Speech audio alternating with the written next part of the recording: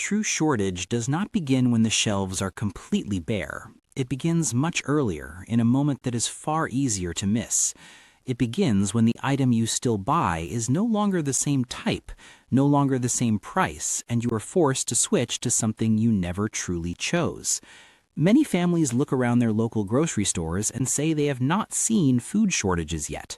In a literal sense, that is true, but they are seeing something else that is equally pervasive. They are having to read labels much longer than before, having to buy their essentials days earlier than usual to ensure availability, and having to accept inconvenience as a new normal. This discussion is not about the end of the world or empty panic. It is about 12 familiar grocery items that are quietly disappearing from your daily routine. They are fading away in a manner so subtle that by the time you realize it, the choices you once had are already gone. We move straight into examining these 12 items, starting with something so fundamental to cooking that it is often invisible until it is gone. Sunflower oil is disappearing in a way no one pays attention to because it is a silent workhorse of the kitchen. You never pay attention to sunflower oil because it is always there, sitting faithfully on the kitchen shelf. It is not expensive, it is not rare, and it is not something that makes you pause and think when you put it in the cart. That is, until one very ordinary day when you crack eggs into the pan, turn the oil bottle to pour, and realize it is almost gone. It is not completely gone from the store, but there is not enough to cook the way you do every single day without anxiety. That moment is very small, but it is the first sign that something familiar is beginning to disappear from the convenience you once took for granted. The strongest reason sunflower oil is being constrained does not lie in consumers buying more, but in a much more uncomfortable reality regarding global logistics. Its global supply is highly concentrated and no longer has enough of a buffer to compensate when disruptions occur. Most of the sunflower oil used in the world depends on a small number of major growing regions. When these regions face prolonged instability from conflict, extreme weather patterns, or rising energy costs, the flow of oil does not disappear immediately. Instead, it is tightened layer by layer. Oil pressing plants reduce their capacity to save on overhead. Exports are prioritized for domestic markets first. Distributors shift to other vegetable oils just to hold on to their shelf space. The result is not a total absence of oil, but the loss of the stability consumers once relied on. The sign of this is not empty shelves. The sign is prices rising first, followed by smaller bottles appearing more often. Familiar brands slowly disappear, replaced by unfamiliar labels you never chose. You can still buy oil, but it is no longer the exact type you used before. It is no longer at the price you once accepted, and no longer comes with the feeling of just grabbing it because it is there. What makes sunflower oil especially disruptive when it becomes scarce is not whether it exists or not, but how it slows down the entire rhythm of the kitchen. When oil is no longer as readily available, meals become more reactive. Cooking plans are interrupted, and tasks that were once very simple begin to consume more mental energy. This is not panic. This is the moment the kitchen loses its rhythm. You find yourself rationing a tablespoon here and there, altering recipes not because you want to, but because the supply chain has made the decision for you. The second item is light roast coffee beans. When you no longer get to choose what you drink one morning, you brew coffee like you do every day, but the first sip feels slightly off. It is not necessarily bad, but it is no longer the familiar, right taste you look forward to. At first, you think it is because you're tired, or perhaps because of your age, or maybe your taste has changed. But then the feeling repeats the next day and the day after, and you realize it is not you who has changed, it is what you have been drinking that changed first. Light roast coffee does not disappear loudly with a sign on the shelf. What disappears is the right to choose the exact kind you have been drinking for 10 or 20 years. When costs rise and transportation becomes unstable, the coffee industry does not cut coffee production first, it cuts subtlety. Single origin, light roast, and small batch lines are the hardest to maintain because they require high-quality beans, precise timing, and very little margin for error. In tight periods, they are the first to be pushed aside in favor of mass-market durability. The sign is easy to miss because the shelves are still full of coffee and it still looks like there are many choices. But your familiar bag disappears, replaced by generic blends that are roasted darker to mask inconsistent quality or older beans. One viewer captured it exactly when they noted that they do not see coffee shortages, but the kind they have been drinking for 15 years is simply gone. For people over 50, coffee is not just about staying awake. It is a ritual that keeps the daily rhythm intact. When that ritual is replaced without your choosing, the morning still comes, but the sense of control fades a little. This is not a coffee shortage in the strict sense. This is the moment you realize the market has changed you, forcing a compromise into the first quiet moment of your day. The third item is jasmine rice. When people start measuring each cup, rice ceases to be just food and becomes a marker of security. For many families, it is a familiar feeling. The smell of freshly cooked rice, the scoop touching the bottom of the pot, and a meal that feels complete even when the main dish is very simple. When jasmine rice is easy to buy, no one thinks about it. People simply rinse the rice, cook it, and everything happens by reflex. That changes when jasmine rice no longer appears consistently. It's not completely gone. Rice is still there, but not the right kind anymore. The familiar bag disappears. The grains look similar but smell different. The rice still fills you up, but it lacks that right taste that is hard to name but easy to miss. From that point, a small change begins to appear in many kitchens. People start measuring each cup of rice more carefully, not because they are afraid of immediate hunger, but because they do not want to lose that familiar feeling too soon. During tight market conditions, high-quality jasmine rice is not something that gets protected at all costs. When exports are restricted and growing regions face weather pressure, the market still has rice to sell. However, it is often blended rice, older rice from previous harvests, or rice labeled as jasmine that no longer holds the same aroma as before. What makes this quiet but deep is the psychological impact. Meals still happen, families still gather, but the feeling of home fades ever so slightly. One viewer said it exactly right when they mentioned that their family still eats rice every day, but they had to change the rice and the meal no longer feels the same. When people begin measuring each cup of rice, it is not a sign of a drastic food shortage. It is a sign of trying to hold on to something familiar before it is completely replaced.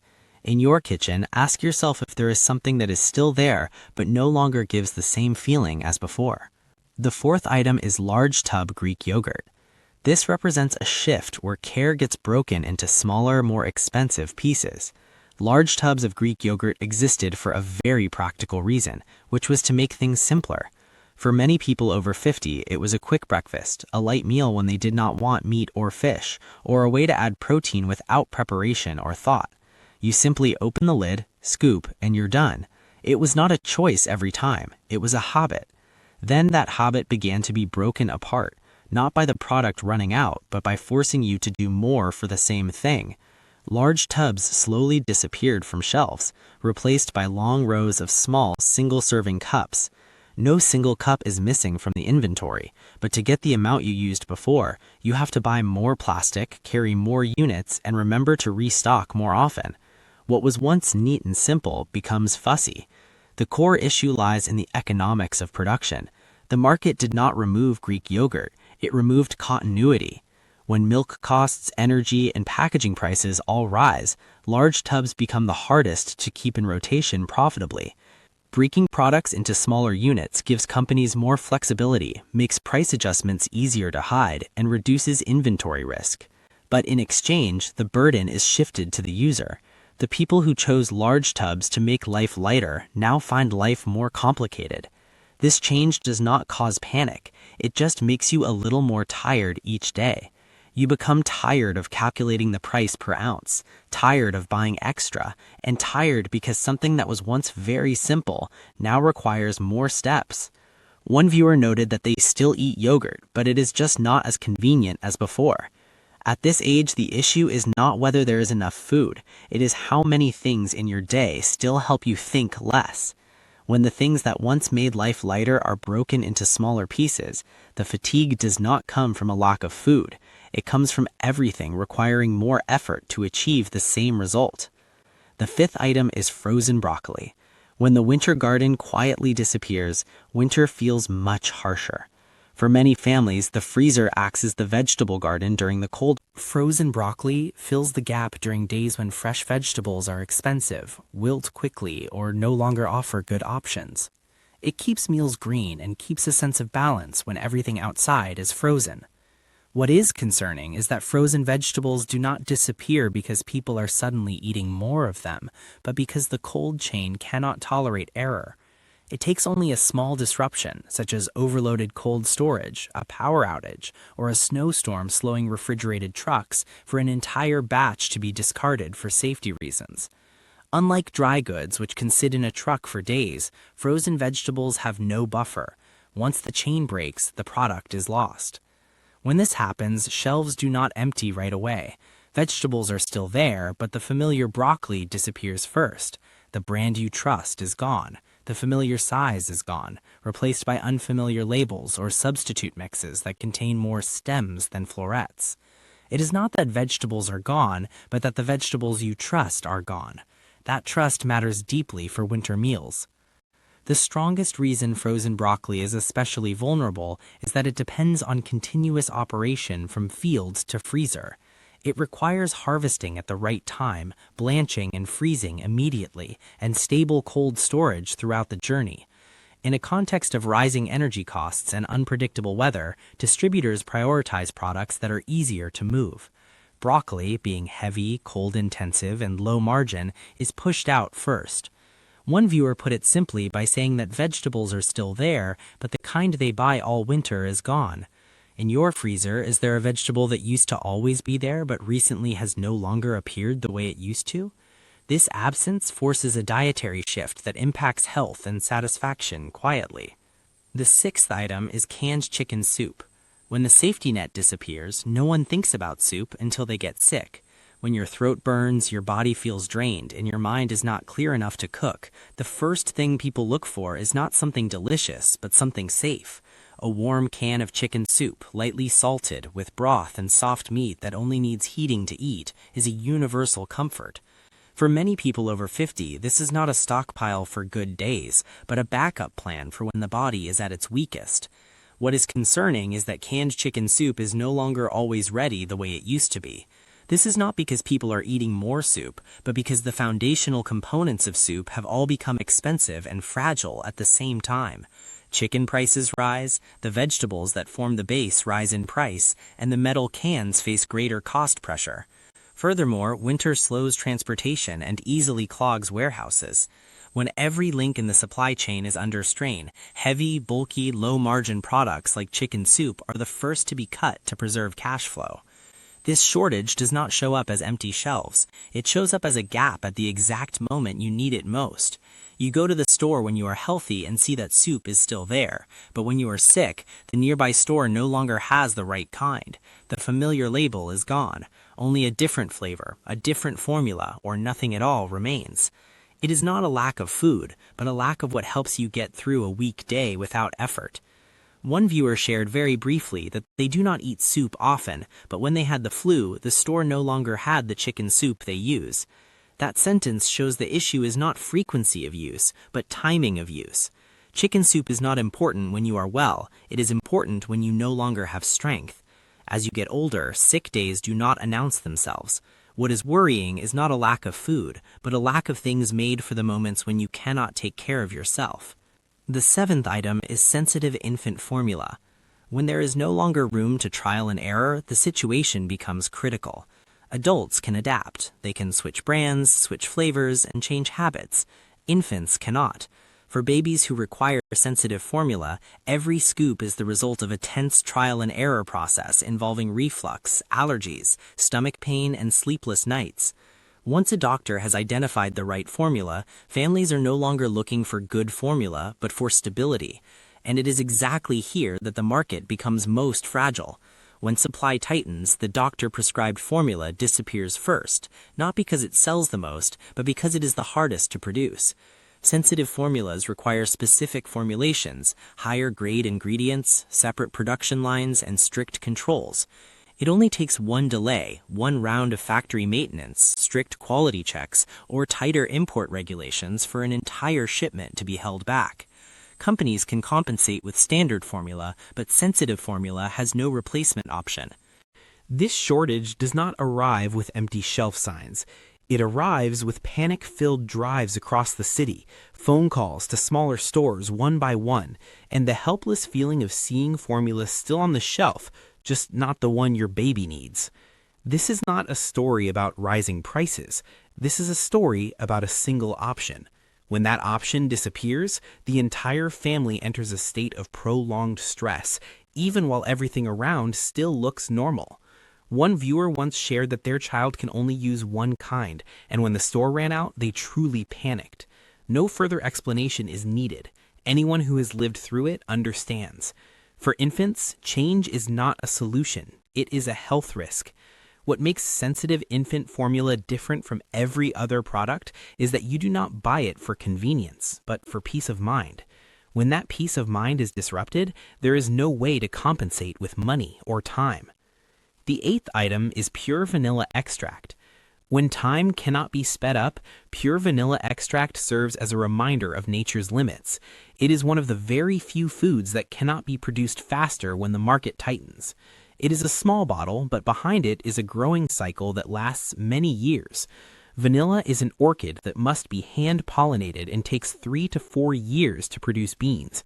That means when disruption happens, there is no button to increase capacity. Time is a hard limit. When supply tightens, the market does not announce it loudly. There are no out-of-stock signs. What happens instead is quiet substitution. Pure vanilla extract is pushed aside, replaced by vanilla flavor, vanilla flavoring, or natural flavor. The labels look familiar and the price feels easier, but the substance has changed. You do not notice until one day you read the ingredient list carefully and realize it is no longer the same. The difference with vanilla is that it does not feed you, but it sets the standard for many other things, such as baking, yogurt, coffee, and desserts. The moment you switch from pure extract to flavoring, overall quality drops immediately, even if it is hard to describe. Because pure vanilla is expensive and difficult to maintain margins on, it is one of the first things to be cut to protect pricing. One viewer once said they do not see vanilla shortages, but the bottle they usually buy is gone. That is the nature of modern shortages. They do not take away the product, they take away the standard. Vanilla does not disappear in a single day, it fades, and when you notice the familiar recipe has changed without any announcement, you realize something has been lost. In your kitchen, is there a product that still carries the same name, but when you read the label is no longer what it used to be? The 9th item is natural peanut butter. When the clean option gets cut first, the diet suffers. Natural peanut butter exists for a very practical reason. It is easy to eat, high in energy, and requires no cooking. For many people, especially older adults, it is a safe calorie source for tired days and simple meals. But precisely because it is just peanuts, it becomes fragile when raw materials tighten. The difference here is purity. Natural peanut butter has no sugar, no added oils, and no stabilizers. When peanuts become scarcer or more expensive, this type has nothing to pad it with. By contrast, versions with sugar, palm oil, or emulsifiers are easier to manage in terms of cost and output. The result is familiar. The clean option disappears first. Shelves are still full of peanut butter, but you have to read labels longer. The familiar jar is gone. In its place are options that are easier to eat, smoother, and will not separate, but this comes in exchange for a longer ingredient list. No one stops you from buying. The market simply narrows the path toward better choices. One viewer shared briefly that they look for the kind with just peanuts, but all they see now is added sugar and oil. That sentence says enough. This is not a food shortage, but a shortage of food that meets the standard. Natural peanut butter does not disappear because it is unpopular. It disappears because it is not flexible when everything becomes more expensive. In times like these, what gets removed first is always the cleanest option. Recently, have you found yourself reading labels longer just to find the same kind of simple food you used to buy? The 10th item is aluminum foil. When the kitchen slows down because of something no one notices, frustration mounts. You do not eat aluminum foil, but without it, the kitchen does not run the same. You cannot wrap food properly, you cannot roast neatly, you cannot freeze things cleanly, and you cannot retain heat. Aluminum foil quietly makes every kitchen task smoother, and because it is so familiar, it is rarely seen as a risk item. The difference with aluminum is that it depends directly on energy. Aluminum production consumes massive amounts of electricity. When energy prices rise, manufacturers do not raise prices right away with signs. They cut in quieter ways. You start to see shorter rolls, larger cardboard cores, and thinner sheets that tear too easily. You can still buy it, but the value per roll clearly drops. The shortage of aluminum foil does not show up as empty shelves. It shows up as the feeling that it runs out faster than before. You have to buy it more often. You spend more money for the same amount of work. And when multiple industries compete for aluminum, such as food packaging, restaurants, delivery services, and retail products, households are always the first to lose out. One viewer commented very directly that the new roll looks like the old one, but after a few uses, it is gone. That is exactly the modern form of shortage. It does not take away the product, it takes away usability. Aluminum foil is not something that worries you every day, but when it is no longer worth the money, every small habit in the kitchen slows down by one beat. Recently, have you noticed an item in your kitchen that is still sold normally but runs out faster than it used to? The 11th item is frozen strawberries. When winter becomes drier, the absence of fruit is felt. Frozen strawberries are not a main food, but they carry something very hard to replace, which is a sense of freshness in winter. A little fruit for breakfast, a smoothie, or a light sour note helps to balance days filled with starches and hot foods. When you are young, going without is fine, but for many older people, this is a simple way to keep meals feeling pleasant. The key difference with frozen strawberries is that they depend entirely on the cold chain. They must be harvested at the right time, frozen quickly, stored in stable cold warehouses, and transported without interruption. Just one small disruption, such as a power outage, a snowstorm, or rising fuel costs, can affect the entire chain.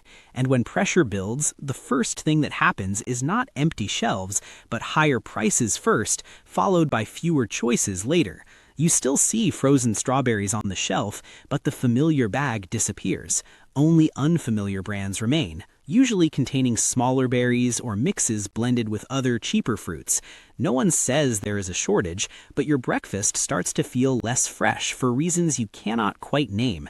One viewer shared that they buy frozen strawberries for breakfast, but now they are more expensive and there are fewer choices.